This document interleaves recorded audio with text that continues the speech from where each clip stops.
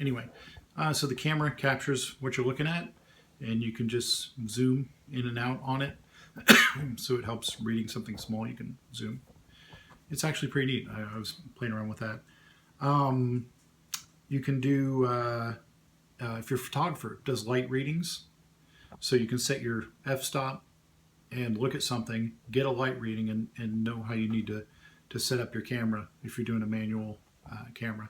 I know a lot of the newer cameras now have good light reading sensors on them, but some people like me like to do it the old-fashioned way. So I thought that was cool. There's a lot of, the thing about it is I think Google wanted people to come out and develop their own apps. And so there's some cool niche-y kind of apps. One that I saw in the App Store that I thought was cool was that there's one for doctors, and it does facial recognition. So when you look at a patient, it takes a picture of them, it recognizes who the patient is, and brings up their medical record. And so the doctor can sit there and look at the medical record. Yeah, it's neat, right? But there's a lot of niche-y things like that for people who are joggers or exercise a lot.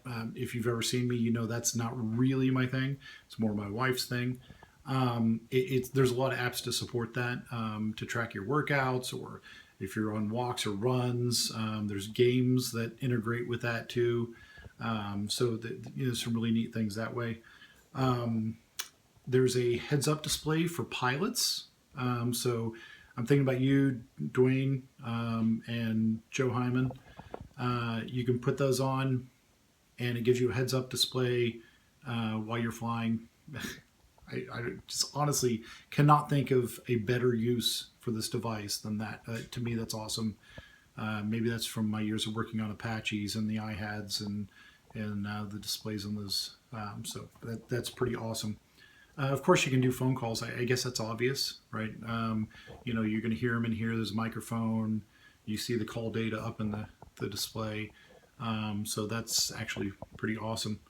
QR readers and barcode scanners. So if you're at the store and there's a barcode, you can just snap the barcode, brings up the product information. QR codes are those square boxes that look like a bunch of pixelated stuff.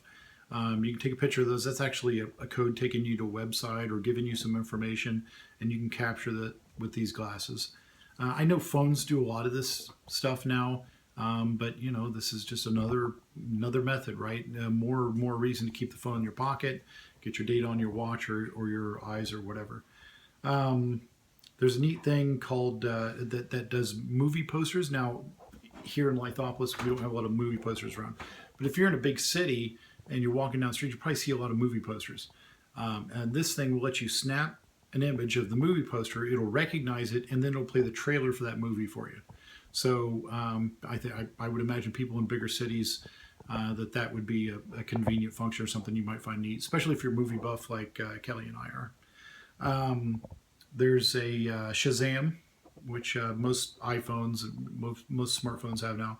So in other words, you hear music, you're like, what's that song? If you got your glasses on, you tap it, say, hey, what's that song I'm listening to? It'll hear the song, recognize it, and tell you what the song is, and probably give you some options to buy it, obviously. It does turn-by-turn directions, which that's kind of an intuitive use for this, right? Because right now I kind of keep dipping down, but honestly, it does sit up above your eye line. So when you're doing turn-by-turn directions, it's just up by your eye line. You just have to glance up to see the next direction. Of course, you're getting the information in your ear. And there's also ones that are more specific to bicyclists and things like that. But it's right up. A lot of people's might find that useful. My iPad just died, so that was most of my notes. But there's a couple other cool apps in there, and I'm sure I'm forgetting them. But it does have a lot of really cool features, and I'm just really scratching the surface. So I will post more later on, let people know what I found out about it. I'm sure this has been out for a while, and there's a lot of people that have done videos like this, but I'm putting this on Facebook for my friends and stuff like that, because I just imagine a lot of you probably don't have a lot of experience with that and with the Google Glass, and you'd be like, why is James wearing that thing around? It's because I'm collecting data and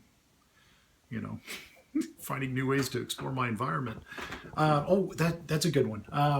If you're in a historic place or you're in a new city or stuff like that, one of the things you can do is turn on this feature, and it'll tell you where all the interesting stuff is. So back this direction is Lithopolis, and if I turn that on, I turn my head that way, it'll show me Das Coffee House down there, it'll show me Wagnall's down there, and the gas stations and things like that. You can set the distance for that.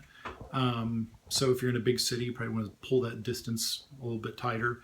But if also there's another app that if you're in a historical location and they have guided tours, you just snap a picture of the QR code that they do for the tour, and it'll load the tour into your eyepiece, and you can walk around and do the tour, and your Google Glass will do the audio portion and the visual accompaniments to it.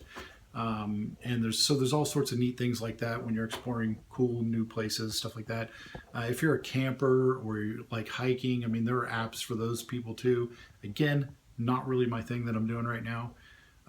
But it's a really cool device, and I feel really blessed to have this in my life, and I'm going to try to do my best to make really great use of it. And so I'll keep you guys informed of things that I figure out to do and all the fun stuff, and I hope you all